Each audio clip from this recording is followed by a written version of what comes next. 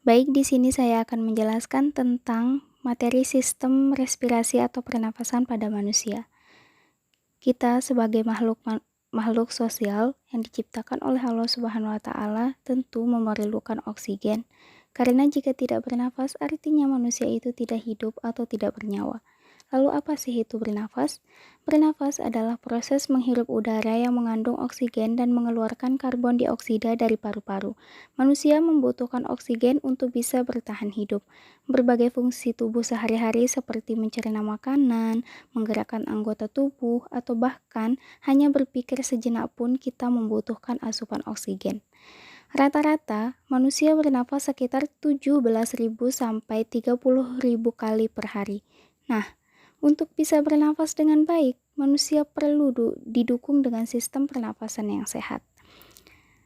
Sistem pernapasan manusia berfungsi untuk menyediakan asupan oksigen secara konsisten agar seluruh fungsi tubuh bekerja dengan baik. Proses metabolisme akan memproduksi gas karbon dioksida sebagai produk limbah yang harus dibuang.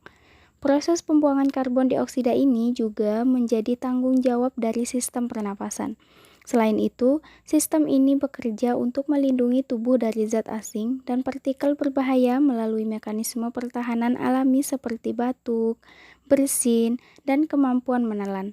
Pernapasan yang berlangsung lancar adalah hasil dari kerja masing-masing jaringan dan organ yang menyusun sistem pernapasan manusia.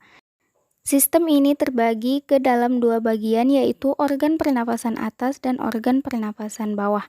Organ sistem pernapasan atas terdiri dari beberapa organ. Yang pertama ada hidung.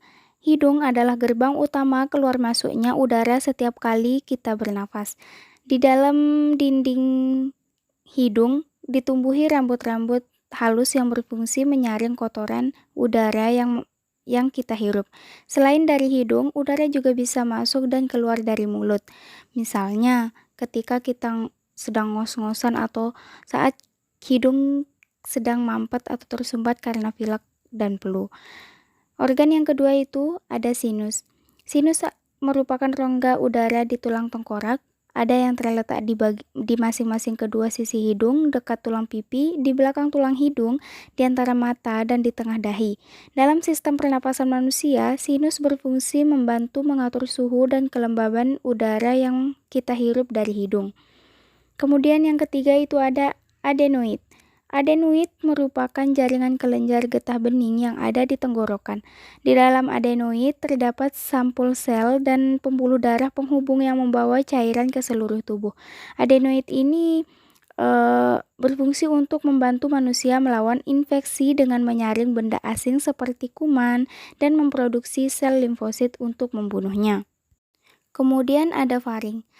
Faring atau yang disebut dengan tenggorokan bagian atas adalah tabung di belakang mulut dan rongga hidung yang menghubungkan keduanya ke saluran pernapasan lain, yaitu trakea.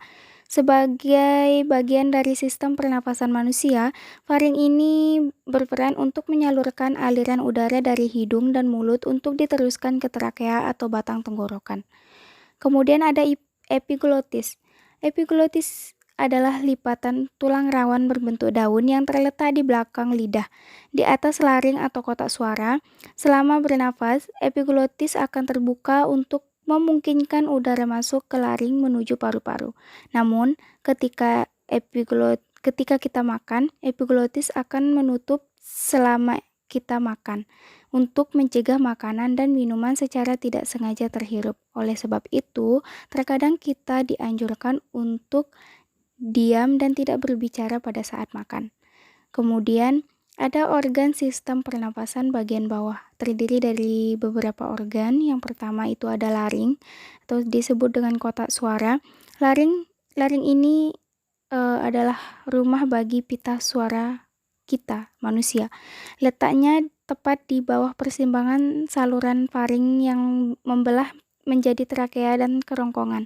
Laring memiliki dua pita suara yang membuka saat kita bernapas dan menutup untuk memproduksi suara. Saat kita bernafas, udara akan mengalir melewati dua pita suara yang berhimpitan, sehingga akan menghasilkan getaran. Getaran inilah yang akan menghasilkan suara. Kemudian yang kedua itu ada trakea atau batang tenggorokan. Trakea adalah bagian terpadu dari jalur nafas dan memiliki fungsi vital untuk mengalirkan udara ke paru-paru untuk pernapasan. Trakea atau batang tenggorokan adalah tabung berongga lebar yang menghubungkan laring ke bronkus paru-paru. Panjangnya itu sekitar 10 cm dan diameternya kurang dari 2,5 cm. Trakea memanjang dari laring hingga ke bawah tulang dada atau yang disebut dengan sternum dan kemudian membelah menjadi dua tabung kecil yang disebut bronkus. Setiap sisi paru-paru memiliki satu bronkus. Kemudian yang ketiga itu ada tulang rusuk. Tulang rusuk merupakan tulang yang menopang rongga dada dan melindungi organ dalam dada, seperti jantung dan paru-paru dari benturan atau goncangan. Tulang rusuk akan mengembang dan mengempis mengikuti gerak paru-paru saat mengambil dan mengeluarkan nafas. Selanjutnya ada pulmo atau yang disebut dengan paru-paru. Paru-paru adalah sepasang organ yang terletak di dalam tulang rusuk.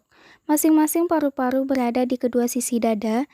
Peran utama paru-paru dalam sistem pernapasan adalah untuk menampung udara beroksigen yang kita hirup dari hidung dan mengalirkan oksigen tersebut ke pembuluh darah untuk disebarkan ke seluruh tubuh. Selanjutnya ada pleura. Pleura ini merupakan jaringan tipis yang melapisi paru-paru. Pleura juga melapisi bagian dalam rongga dada. Lapisan pleura ini bertindak sebagai pelumas yang memungkinkan paru-paru untuk mengembang dan mengempis dengan lancar setiap kali bernapas. Lapisan pleura juga memisahkan paru-paru dari dinding dada manusia. Selanjutnya ada organ bronkiolus. Bronkiolus adalah cabang dari bronkus yang berfungsi untuk menyalurkan udara dari bronkus ke alveoli. Selain itu, bronkiolus juga berfungsi untuk mengontrol jumlah udara yang masuk dan keluar saat proses pernapasan berlangsung. Selanjutnya di sini ada alveoli. Nah, ini yang disebut dengan alveoli. Alveoli adalah kantung-kantung kecil dalam paru-paru yang terletak di ujung bronkiolus. Dalam sistem pernapasan, alveoli berfungsi sebagai tempat pertukaran oksigen dan karbon dioksida.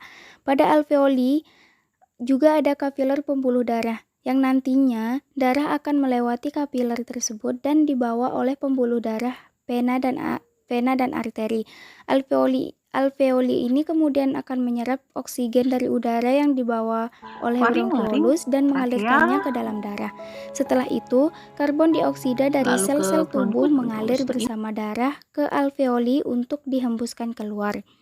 Selanjutnya ada tabung bronkial. Pada tabung bronkial paru-paru ada silia berupa rambut-rambut kecil yang bergerak seperti gelombang. Gerakan gelombang silia akan membawa mukus atau yang disebut dengan dahak atau cairan ke atas hingga keluar tenggorokan. Silia juga ada di dalam lubang hidung. Fungsi lendir atau dahak di tabung bronkial ini adalah untuk menahan debu, kuman, atau benda asing lain agar tidak sampai masuk ke paru-paru. Batuk juga bisa menjadi cara sistem pernapasan manusia mencegah benda asing masuk ke paru-paru. Selanjutnya ada diafragma. Diafragma adalah dinding otot yang kuat yang memisahkan rongga dada dari rongga perut.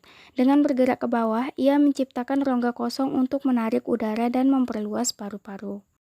Lalu, bagaimana sih cara kerja sistem pernapasan manusia? Proses kerja sistem pernapasan manusia juga sering disebut respirasi. Seperti pernapasan dimulai ketika manusia mengambil udara dari sekitar lewat hidung dan masuk ke tenggorokan. Setelah itu, udara akan turun melewati laring dan masuk ke dalam trakea. Di saat bersamaan kita menarik nafas, diafragma dan otot-otot di antara tulang rusuk kita itu akan menyusut untuk menciptakan ruang kosong di dalam rongga dada. Hal ini bertujuan untuk agar paru-paru bisa menarik udara yang manusia hirup. Kemudian setelah itu udara masuk bergerak sampai ke ujung trakea, udara akan melewati bronkus dan masuk ke kedua paru-paru. Setelah itu udara mengalir ke bronkiolus yang terus mengecil sampai udara mencapai ujung cabang. Di ujung bronkiolus ada kantung kecil udara atau yang disebut dengan alveoli itu. Ketika udara mencapai alveoli, oksigen masuk melalui membran ke dalam pembuluh darah kecil yang disebut kapiler. Sebaliknya, karbon dioksida dari darah di kapiler akan keluar dan masuk ke dalam alveoli. Setelah oksigen dan karbon dioksida bertukar tempat di alveoli, rongga dada akan mengendurkan otot diafragma sehingga diafragma melonggar. Hal ini memungkinkan karbon dioksida bergerak naik untuk selanjutnya dikeluarkan lewat paru-paru lalu dihembuskan melalui hidung. Baik, cuma itu penjelasan singkat dari materi sistem respirasi pada manusia. Kurang lebihnya mohon dimaafkan. Wabillahi taufiq wal hidayah. Wassalamualaikum warahmatullahi wabarakatuh.